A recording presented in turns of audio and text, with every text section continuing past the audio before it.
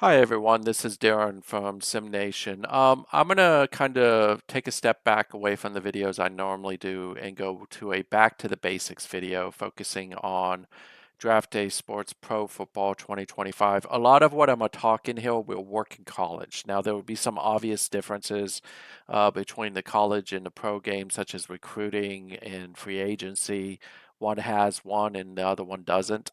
Um, but I'm gonna try to keep these videos relatively short and kind of keep them focused on the topics at hand.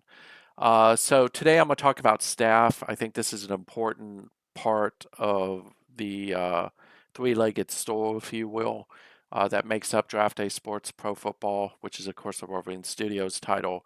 If you have good staff, you understand how staff works. Staff is an enabler. Now, is it as important as players and and strategy? Maybe not.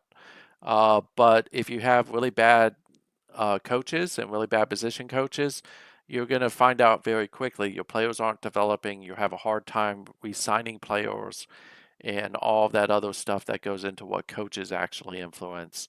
So just don't disregard it. A couple things about staff hiring in general. Um, Two things that are really important for you to understand. If you cut a coach before his contract is over, you typically are going to draw a firing penalty. Uh, that firing penalty is going to be different based on the league that you're in. So in general, you're going to get hit each year for a certain percentage of their salary, and it'll go against your coach salary or your budget. The other thing is the best time to well, let me rephrase. The best time to fire a coach is during staff signing. If you fire a coach during the regular season or after staff signing, you are stuck with their salary for that year, and it is a penalty. Now, this is a lot more impactful in the college game than it is in the pro game. But if you have a guy who has like a $12 million salary, you cut him right after staff signing, you're going to be stuck with that 12 million salary for that year. In addition, in the future years, for whatever penalty that comes with firing him. So very important. Don't fire coaches unless you have the budget to do so after staff hiring. It's better to just wait. Now, in the college game, there's a little bit of a nuance there that if you fire a coach, players will start to look at you differently, and you're going to have a high loyalty setting to offset that because that firing will likely result in decommits. So that's a very important thing to keep in mind. In 2025, they now have it to where you can delegate staff hiring. I don't recommend that, but to each their own, right? So generally, the way this bills out, the general manager is the most heavy influence on contract extensions, signing new players, and to a certain degree, signing coaches. Very, very important to have a good general manager.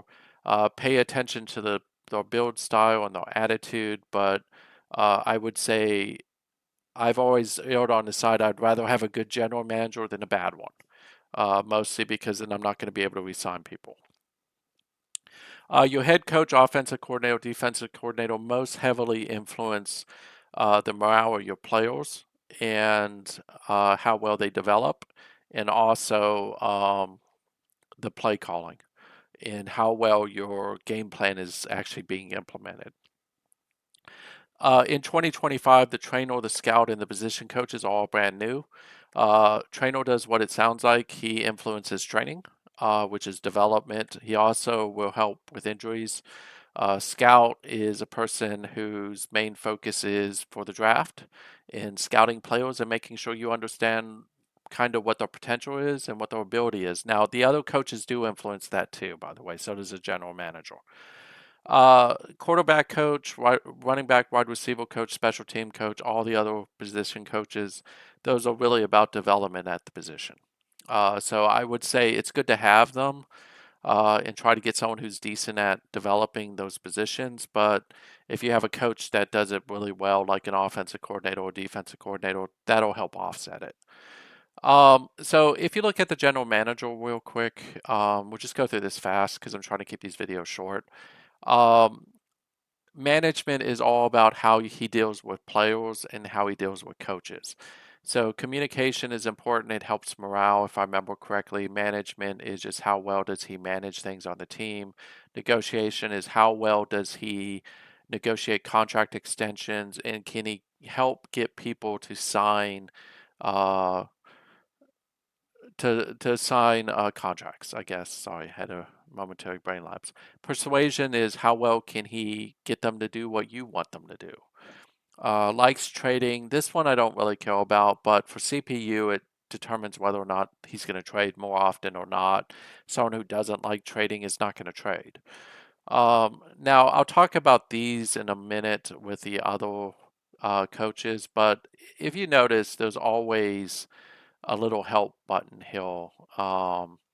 Which doesn't go into detail. Now, if you go out to Wolverine Studios webpage, you go to the support area on that webpage, and you scroll down to where the pro football game is, you'll see a whole bunch of guides. There is a staff guide.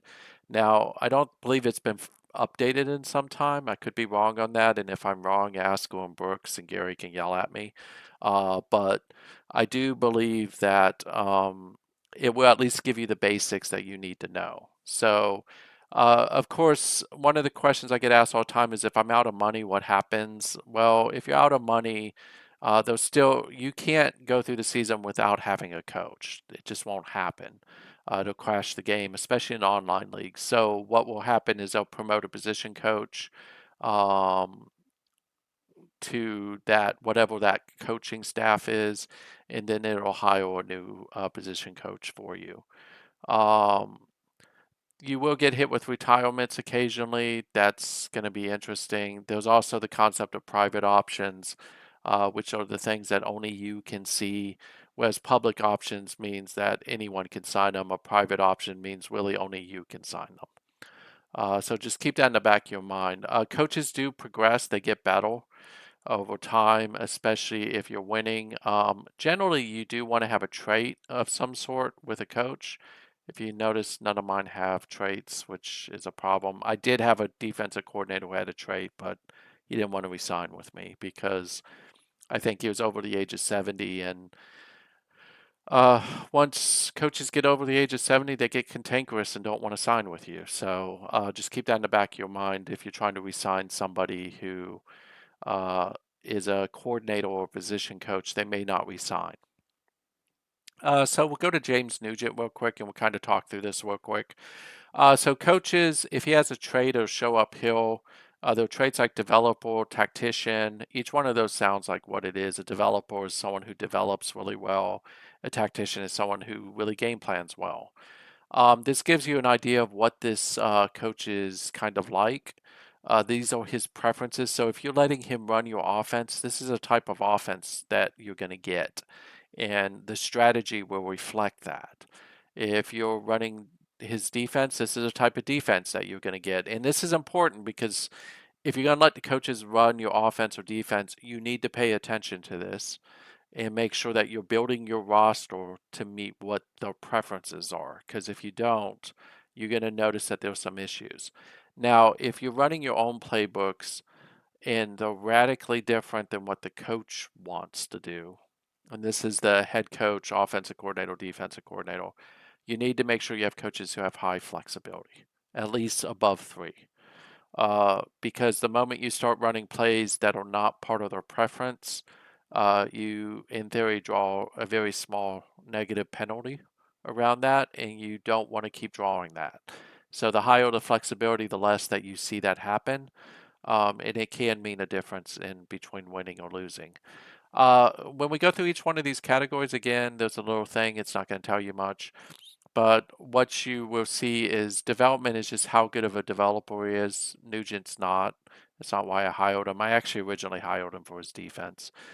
Detail, this is how well he develops elite players. So, like above 90 players, if you notice that they're not developing, you might want to look at this because uh, if the guy has a low detail that you're asking to train or work closely with a player, it's probably because of this. Youngsters is what it sounds like. These are young players, how well they develop that. Physical is how well do they develop people for agility, strength, speed. those type of things. And then the rest are really straightforward. This is based on position. You generally want to make sure that they have at least three in one category. For instance, I'm okay with James Nugent coaching my defensive line and linebackers. I won't let him coach. I'll let him coach a youngster, but not really an elite player. He may actually cause more harm than good. But the other positions, I really don't want him developing those people because he's pretty bad developer. Morale, this is how his morale, if I remember correctly, and whether he's going to stay in his job. So, like loyalty, James isn't going to look to leave. This is important more so in coordinators and head coaches because it's really hard to pick off a head coach from another team. So if I were to offer him a contract extension, there's a good chance he's going to accept it from me, and I could even potentially lowball him if I wanted to. Intelligence, this is how well he does with things like scouting, training, and play calling. Because he has a one intelligence, I'm not going to let him call plays for me. It's probably not going to end well. He could go a little bit outside of the bounds of his preferences, but he's not going to be spectacular at it. Discipline, motivation, charisma, all these really come into play around morale.